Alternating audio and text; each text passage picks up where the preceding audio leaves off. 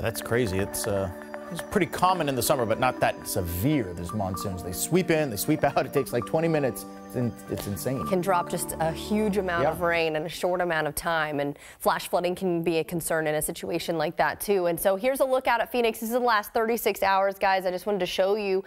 You can see all the oranges and reds there indicating some very heavy downpours moving through that area. Thankfully, they're starting to see a little bit of a lull in the action, but there's still a little bit of moisture there. So of course we'll be thinking of them. In the meantime, we've got a little bit of moisture in our area, not quite as much, because we do have an area of low pressure over us, but it is pushing off towards the north and east. And so we just have a little bit of spotty shower activity, but you can see we're also watching some thunderstorm activity in eastern Washington, where there is a red flag warning, parts of eastern Washington anyway. So we're seeing gusty winds with these storms, lightning strikes, and very dry fuels. So this should expire this morning. So we'll continue to watch it, of course. Still very, very dry in most of Washington right now. So we could definitely use any of this moisture. We need it.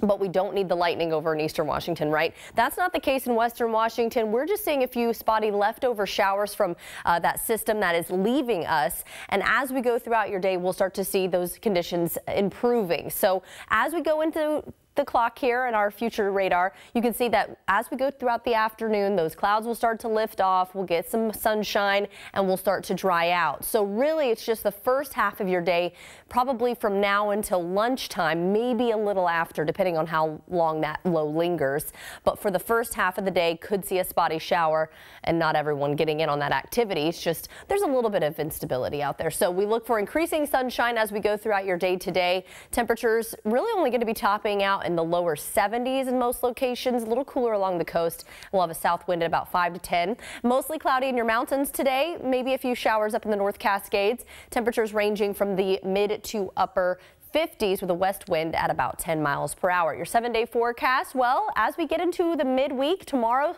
that's when summer really arrives. We've got temperatures in the 80s for quite some time with lots of sunshine. It's going to be a really nice one, guys.